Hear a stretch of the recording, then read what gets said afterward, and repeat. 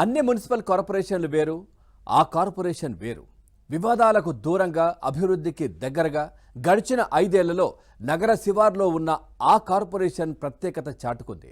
ఇక తెలంగాణలోనే ఆదర్శవంతమైన మున్సిపల్ కార్పొరేషన్గా నిలిచిన ప్రాంతం. ఇంతకీ అదేంటో తెలుసుకోవాలనుకుంటున్నారా?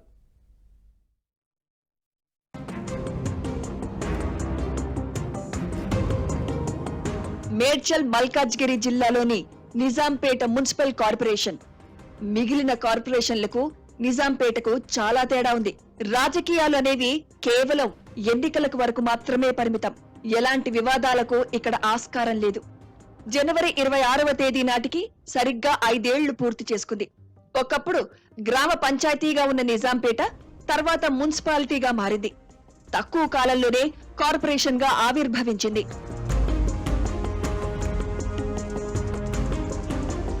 ప్రస్తుతం 2 లక్షలకు పైగా జనాభా కలిగిన అతిపెద్ద మున్సిపల్ కార్పొరేషన్ గా నిజాంపేట్ ప్రత్యేకత చాటుకుంది. ప్రగతి నగర్, బాచుపల్లి, నిజాంపేట్ గ్రామ పంచాయతీలను కలుపుకొని 2020లో కార్పొరేషన్ ను ఏర్పాటు చేశారు. ప్రజల సహకారంతో నిజాంపేట మున్సిపల్ కార్పొరేషన్ శరవేగంగా అభివృద్ధి చెందుతోంది.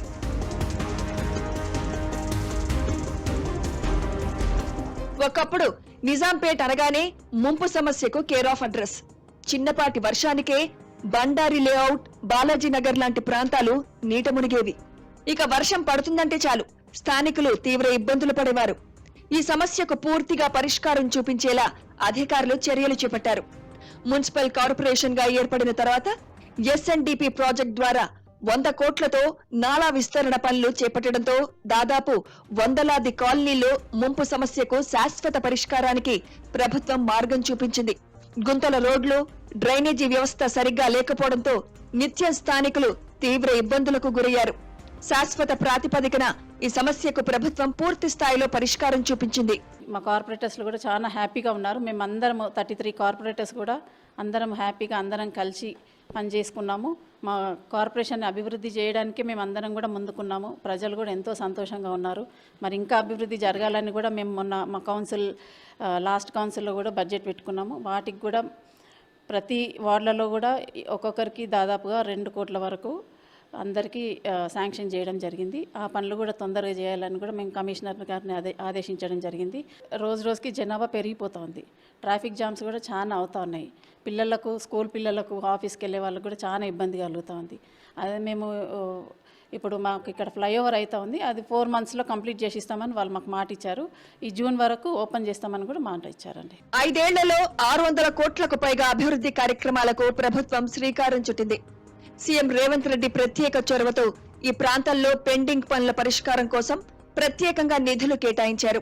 గ్రేటర్ శివారులో మొత్తం 7 కార్పొరేషన్లు ఉండగా అవిశ్వాస తీర్మానాలకు ఆస్కారం లేని ఏకైక కార్పొరేషన్ గా నిజాంపేట్ మున్సిపల్ కార్పొరేషన్ లో అభివృద్ధి పనులు, సమస్యలపై 33 మంది కార్పొరేటర్లది ఒకటే మాట. అందరి సహకారంతో 5 ఏళ్ల పాటు పూర్తి స్థాయిలో మేయర్ నీలా గోపాల్ రెడ్డి, డిప్యూటీ మేయర్ ధన్రాజ్ బాధ్యతలు నిర్వర్తించారు.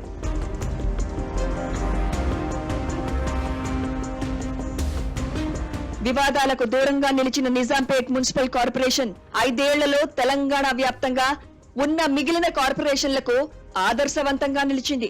గ్రామ పంచాయతీగా ఉండేటటువంటి నిజాంపేట కాలక్రమేణా మున్సిపల్ కార్పొరేషన్గా ఆవిర్భవించి దాంతోపాటు 5 ఏళ్ల కాలంలో ఎంతో అభివృద్ధి జరిగింది. సో దాదాపు 33 మంది కార్పొరేటర్లు కలుపుకొని ఈ నిజాంపేట మున్సిపల్ కార్పొరేషన్ను మరింత అభివృద్ధి చేసుకున్నాము. రానున్న రోజుల్లో కూడా ఈ కార్పొరేషన్ ప్రభుత్వం సహకారంతో మరింత ముందుకు వెళ్తుందంటూ కూడా మేయర్ కొలన్ నీలా గోపాల్ రెడ్డి అయితే ఆశాభావం